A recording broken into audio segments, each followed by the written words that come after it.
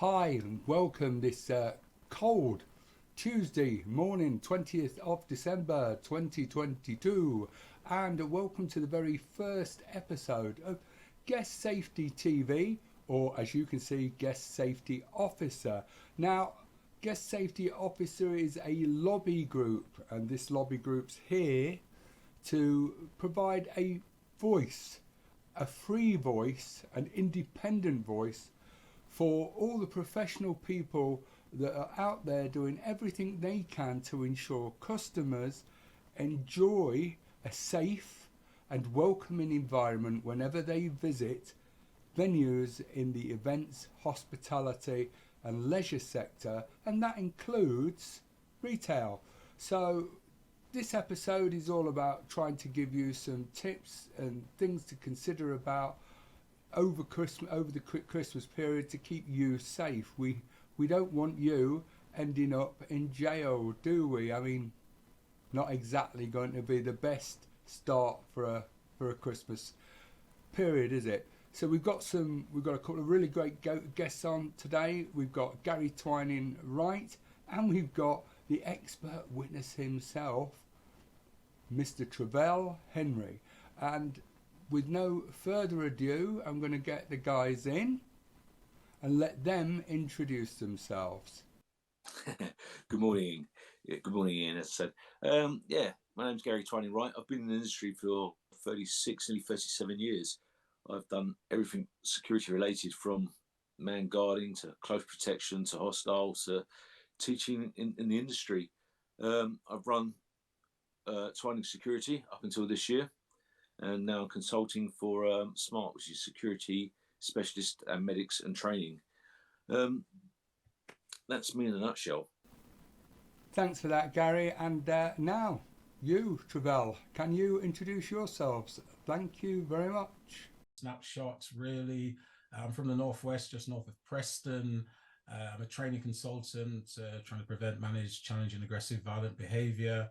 And I also provide expert witness reports. To use Ian's analogy, I'm a proper expert witness. You'll have to define proper, Ian, by the way. But the slight difference being, though, I kind of work with solicitors, I work with solicitors to produce reports which go into courts and inquests and tribunals. And sometimes I accompany those reports into courts, inquests and tribunals where I give oral evidence, and I'm challenged on my expert review and opinion around case files as presented to me. But that's a snapshot about me. Thanks for that, Travell. Well, I suppose I better introduce myself now. My name's Ian Fox. I've been involved in security since I was 15, boy soldier. Woof woof. Look how I've turned out now. Anyway, since that time, I've dealt with so many different things in the security sector. I suppose you could call me a jack of all trades. I've promoted my own events, I've DJ'd, I've trained, I've run a security company, I have to say a multi-million-pound one, not bragging, but it worked. And so I've got a really good understanding of all aspects of the security industry, especially since the introduction of licensing in 2001. So yeah, whatever you want to do, talk about, I have an opinion on it. Not always a popular one, but one that I'm always happy to share.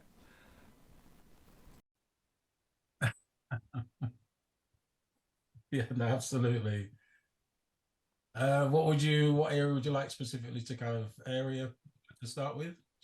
Where to start, indeed, Travell. That's always the problem, isn't it? Now, I suppose that what I'm really looking for here is, yes, there will be people, hopefully, watching who hold positions of authority and responsibility in companies, etc. But we are trying to sort of give an idea of how this impacts and what the consequences are, or likely consequences or potential consequences are if people who are on the front line don't follow the rules and guidance. So I suppose if you could give us a sense of exactly what it is you do, how you start, etc., etc., and we'll work from there. Sounds good.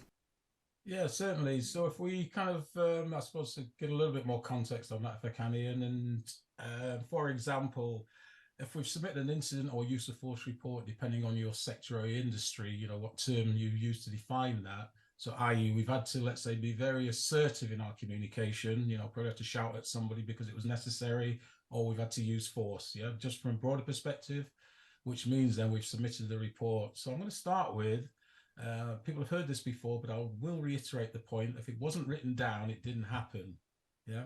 And a lot of people can become blasé about that, but there's a point I'll come on to shortly. So, for example, then on the back of that, through a sort of system of process, it'll reach a solicitor, yeah, or somebody in some level of authority. They will contact people like myself and send through what they refer to as a set of instructions. So it may well be you and or Gary have had to use force to protect yourselves and or others, just using that as a kind of context example. And in doing so, there's been allegations about an excessive use of force, inappropriate use of force, etc. within themselves. So a solicitor will contact me, we'll have a communication, verbal, oral, and or via written around, this is a synopsis about what they've got to look at around an incident. And then basically, have I got the knowledge, understanding, experience to be able to respond to that and give my opinion about the context. From there, I'll probably say yes, just for ease of discussion on the conversation here. And then they'll set me through a set of instructions. They refer to instructions. So these are the things they'd like me to look at. Just stay with three. It doesn't matter what three they are per se, but these are the three things they'd like me to base my report around. I'll receive a case file, which could vary in size. One I had recently was about 7,000 pages in total. So you can imagine that took up a lot of spare time to go through that. 7,000 documents? Really? Yeah, exhibits, statements, photographs, etc., policies. Yeah, it was significant. Wow. Unbelievable. Gary, are you surprised by this at all? Well, no, not at all, because I mean, as I say, I've been dealing with incidents for years. I mean, by the time we put body camera footage, I mean, if we've got guys on the ground and you've got 20 cameras out, that's 20 pieces of camera footage. Then you've got 20 statements. Then you've got different perspectives. Then you've got CCTV on top of that. So it doesn't surprise me if 7,000 pages at all. Incredible, really, isn't it? The amount of effort and time that's required to get the necessary evidence in a place where it can be used. And I'm no fan of lawyers, but you can understand why the costs of putting together a trial, getting the necessary defence and prosecution cases in order does cost so much money.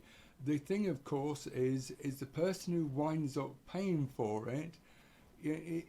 This runs into thousands and thousands of pounds. But Travell, is this sort of 7,000? Is that normal? Yeah, no, and it's fair comment. I mean, and I will admit that's an unusual one in terms of the volume there. But the point is, and I'm sure Gary will kind of reiterate as well, is that they are significant in that, a couple of hundred pages easily and or more. But the one I was referring to there, it cross-references across lots of areas, legislation, regulations, etc. But importantly from there, when I receive that instruction come through, then I will basically, as we all do, I'm going to call it my checklist, if you don't mind. We all have a checklist, whatever analogy we use. And these are the things I will then respond back to the solicitor and say, this is what I need to see. And let's just stay with the individual. So I want to see their training records, themselves, ideally from initial to the current, so the last time they were refreshed, what they were trained in. I also ideally, and I say ideally, it not always forwarded, but the lesson plan around the training programs they received, particularly the last lesson plan, who the trainer was or trainers, their levels of competency to deliver the training, so their current CPD, sorry, my apologies, the continuous professional development, the CPD in that area. Then I'm going to call it the professional practice guidance, and different sectors will call it something, but the codes of practice, if you wish, before we then start to get into the policies, the procedures, the regulations, the legislation. So that's a list of, and if you think about it, as we all do, yourself, Gary, and many of our peers, and even in different subject areas, people are coming to us because they don't have the knowledge and depth of understanding in those areas. So what we're trying to do, isn't it, just help them, isn't it, to be more informed when the ultimate decision, court, for example, is given, then at least it's done for the best informed basis within itself. And I think the other thing I'll say just from that, so when I've got all of that information, just staying with the broad headings, and then Gary can obviously come in and just add to it, please. But when I receive and start to go through the case bundle, I come back to this point. I'm forming an opinion or a view based on the evidence that's presented, which brings me right back to, if it wasn't written down, it didn't happen. Yeah, and as you guys know, many others know, I can't make assumptions. Well, I can, but it may get me in a bit of trouble if you follow. It's not really objective if I'm making assumptions within themselves. So hopefully that presents a kind of overview to people, though, yeah, within themselves. And perhaps Gary might just want to step in at this point then. Yeah, I mean, I totally agree with you. I mean, I say this to my staff and the people out on the ground I work with. Where's your notebook? Have you got a notebook? And I even spoke to one of our staff over the weekend, and I went, "Where's your notebook?" They replied to me, "I have a mobile phone." I said, "A mobile phone doesn't stand up in court." And they went, "Oh, well, it does work because I write everything down there." And I say if you lose it, or say if that goes wiped. I said, "Where's your notebook?" So yeah, if it's not written down, as it say, it's never happened, and you know that, and I know that, but it's educating the new officers who are coming up through to understand that situation and be patient to write notes down. Of course, this the whole purpose, isn't it, like of getting people to write things down, so important. I think one of the problems that people have, especially people involved in security and those without a great deal of experience, they make an assumption that the police or everyone will understand exactly what the circumstances were. So they'll turn around and say, "Oh, well, he was being stupid, wasn't he? He was acting silly, so I had no choice, you understand." But of course they don't understand, do they? They've got to go by the law. Police officers in particular, they're almost like recording equipment. They have to say exactly what they saw and what was reported to them at the time of the incident. And that's why personally, and I did, as you know, some research on this for Nottingham and for Strathclyde Police, and body-worn video is a massive deterrent. I just wonder, whether or not this would make things easier in terms of evidence for you, Travell, and others working in your field. I mean, significantly so, and I think the key bit is body-worn cameras, and without kind of stealing a little bit of Gary's thunder, which you'll no doubt come into, and certainly much more experienced than I am with them, but I think just the presence of a body-worn camera alone can be a significant deterrent in itself, and plus the evidence from it, because I'm going to say this tongue in cheek, the camera never lies. But the point we're coming to, and it's something you touched on, Ian, I think it's one of the areas I love to have discussions around. This issue of perception, and the argument, perception equals reality, but it's not necessarily the truth. So that everybody thinks they know what went on, but we're all seeing it slightly differently. So sometimes what we write down in our reports, etc., the camera can contradict it, which can, let's just say, cause a few issues and maybe a little bit of undue stress. But by all day long, please have a camera. If you've got a camera, use it. Sound advice, Travell. Gary, what's your experience been with cameras? Yeah, we've got 20 staff out on the ground using cameras. They all work. The only time they don't work is user error, when someone doesn't press the button. So, and that's human error. Yeah, Gary, I'm really pleased to hear that you turn them on. But what we're asking here is, do they actually deter people from misbehaviour, etc.? Oh, do they work in deterring people? I tell you what, they are really good. I mean, over the years, if I flick back back to 20. Let's go back to 2020. There you go. Pre-COVID or 2019. There you go. Over the years, we've reduced all incidents against officers to, I think, something like 2019. We had two incidents where 2 officers were assaulted. So they do deter incidents, and also they do keep the officers in line as well. They do stop them swearing. They make them think before they do stuff because they are aware they've got a camera. So yeah, they are a great piece of kit, and when they're working properly and people do use them properly, they are brilliant. Yeah, Gary, I totally see it, and I think what you're doing is fantastic. I mean, it does an awful lot to protect your team and your company as well from I don't know, the slings and arrows of outrageous fortune, as it were. The bottom line is you're protecting everybody, including the customers. So I wonder what your thoughts are on this, Travell. Well, no, and I think there's just something there, and and the backdrop, the cameras at the moment. But I think, and picking up on something Gary said, and this business is about, isn't it? Whether it's training, advice, support, etc. What we want to do, isn't it? Empower our colleagues, staff, people, call them what you want with respect, customers as well. We want to empower people, don't we, to do the right thing. So from that moment when they feel a little bit uncomfortable that something isn't going right, at that point, isn't it, with respect. When I say they're owning it, I don't mean that rudely, because we all know, and when I say we, I'm talking about everybody now, because everybody's felt concern for their safety at some point. Yeah. We all know from the moment we anticipate danger, whatever level of threat it might be, we start thinking ahead about what could go wrong, don't we? We get into the negatives rather than trying to remain in the here and now and do what we feel may be right as professional people or, law-abiding citizens, etc. themselves. And, and again, that broader heading around the rule of 3, if we need to exit and withdraw to a safe distance, then let's do so, because we know every plan must have an exit strategy.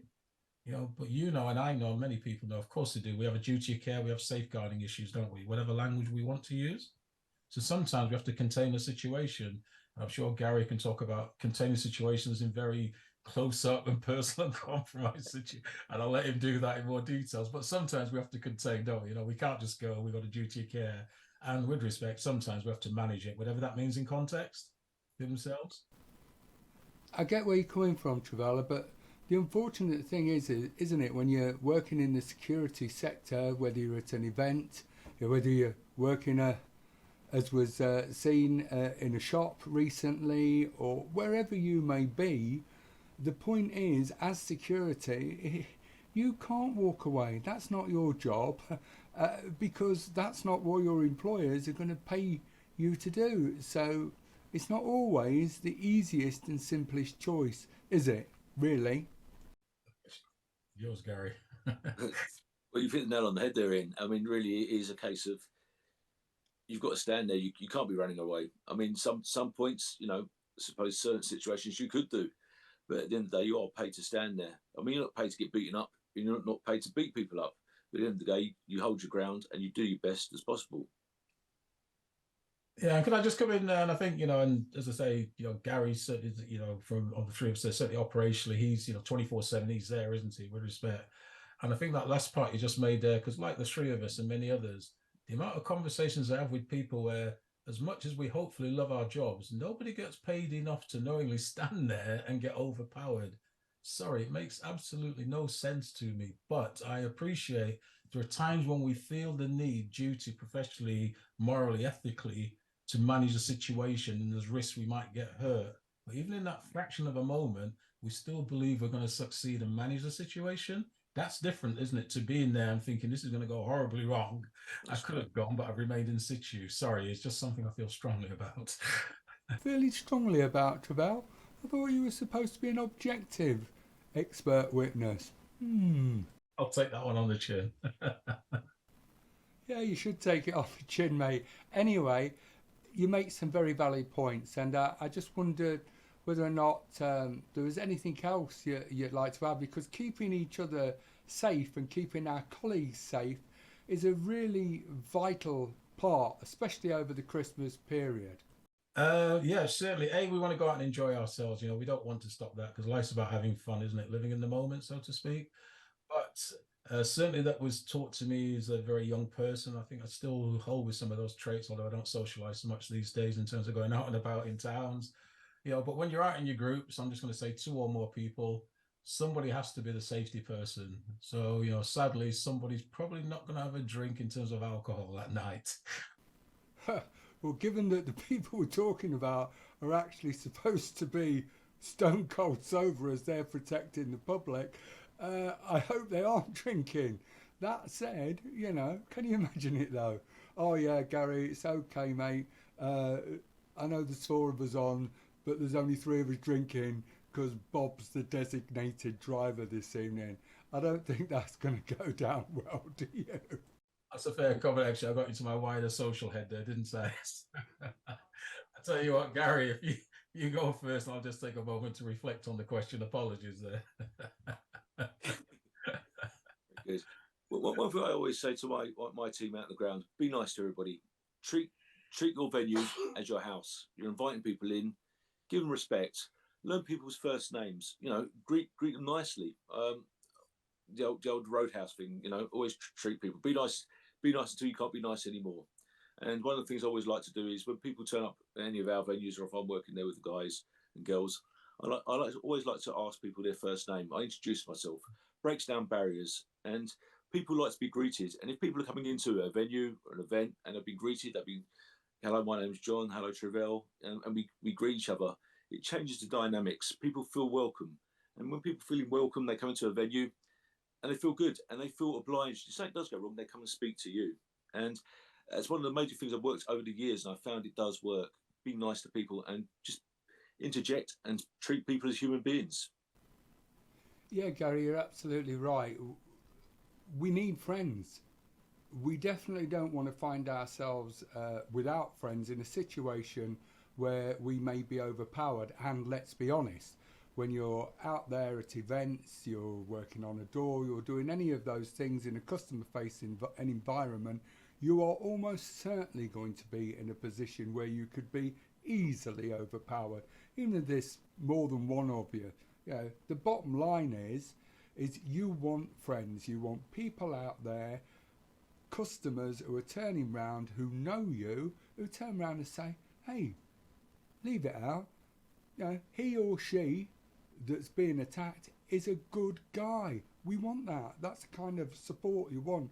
What you definitely don't want is punters who hate you because you've been, a bit of a, we won't say that word, pulling out the video cameras, the mobiles, taking videos in the hope that they'll go viral. You're watching you get a good hiding. That isn't what you want. So really important to try and make as many friends as we can, because we already know we work in challenging and difficult situations where people aren't always, completely with it, are they? They're either drunk or off their heads in some other way. Yeah, good. Well, now that you guys have brought me back on point, sorry about that. But on a part serious note, though, I mean, it goes right back to something what Gary said at the introduction there. Yeah, we acknowledge youngsters, we have to speak in the language they understand, i.e., they use mobile phone technology, they voice record a lot of stuff. None of us are saying not to do that, but the point is, if you've been, let's say, in a verbal confrontation with somebody, somebody coming in and out of a venue, but you just in your head, you think, I'm not happy about that, potentially a complaint could come in or more, then that's the bit you need to record. So once you've made your voice notes, because sometimes you're busy, and I get that, Gary gets that more than me, but importantly, when there's an opportune moment, then capture that. Yeah. And, we're a bit old school, aren't we? Get your hard copy notepad out and write it down, record it, but record it and capture it. It may not come to anything, but if it does come up, at least you've got some point of reference, because we all know, and we're all busy people, not just we three, everybody. I can't remember what I did last month without some reference, not literally, by the way, but there's certain things because we're all busy being busy. Yeah. And I think that's the factor for us, isn't it? So that would move either, if, near miss reporting, capture it. Yeah, Travell, reporting is really important. I know you're still a director for the Institute of Conflict Management, and I remember when I was on the board with you, and we used to attend the all-party parliamentary group meetings in Westminster on workplace violence and bullying, and the lack of reporting was always an issue. But I do think in terms of the nighttime economy and events, etc., this is definitely something that needs a little bit more detail. What do you think, Gary? I totally agree with Travell. It's important to write those little notes down, and it's so important. Even as Travell says, you've spoken to somebody and you think that was a bit wrong. Make a note of it, because these things can come and bite you in the bum very quickly if you haven't taken note. I think we have to also realise that what sort of goes on from this, and is a vital part of this whole situation, is taking the time to be observant about what is happening around you. This is critical, especially when you're out there on the streets. People in a courtroom will never ever understand exactly what it is that you were facing or what was happening. It will all be with hindsight. So therefore, you must always understand when working that incidents don't just happen. It may appear that way, but there is usually a build-up that leads to an incident, an altercation, whether it's with you or whether it's with one of the customers that you're in charge of looking after on that particular evening. Travell? Undoubtedly, it builds up. The issue for us sometimes, though, and as we know, I think we still, across lots of sectors, colloquially refer to them as triggers. Yeah. And some of those triggers may be unknown to us. That's the problem. So unfortunately, it appears spontaneous, but there's always a build-up. I suppose Gary can probably do that in a bit more detail and context. Yeah, absolutely. I mean, as you say, people just don't turn up and crack someone in the face. There is always something behind it. There is always an incident side of it. I mean, if we look at the Brixton thing just happened, that didn't just happen. There was a build-up to that. And, we wait for them to do the reviews and find out what that was. But virtually, let's say 99.9%, it is always a build-up of something, or somewhere, or some situation, or someone doing something. It never just happens like that. So in terms of helping deal with these situations, so you find yourself in a tricky situation, it may be escalated, it may not be. How do you deal with it? Do you have any particular methods? Do you swap, positions, etc., etc.? Yeah, Gary, perhaps you could, enlighten us on this. You're the man who does the job. I'm not sure. Is that Gary? Sorry, apologies. Yeah, I was going to say, I mean, with the people out on the grounds, we have a thing called Mr. Brown. When things are going wrong and we're dealing with a customer, and they're starting to lock horns. We have a code called Mr. Brown, which basically means it's time for me to move on here. Can someone take over? And it's understanding that point when it's time to do that, especially dealing with this time of the year with drunk people and people high on drugs and bits and pieces. You've got to understand that time when it's moving away. And that's very important. Most of our team do that. They call him Mr. Brown. They move out and someone moves in to take over. I'd just like to pick up there, and I think, Ian, it's probably one for another time, but certainly coded message systems. Code words, brilliant in itself. But I mean, as I think as well, some of the precursors, isn't it? Some of the lead up, the antecedents, whatever terms we want to call it. But again, sometimes it's a gut feeling, isn't it? Sometimes we look at people and the way they present themselves, we just think, could be interesting. We're still trying. Look, guys, I'm well aware that time is actually starting to get away with us. Sorry about that, rambling on, ranting, whatever, but a really interesting conversation. So I want to try and wrap this up.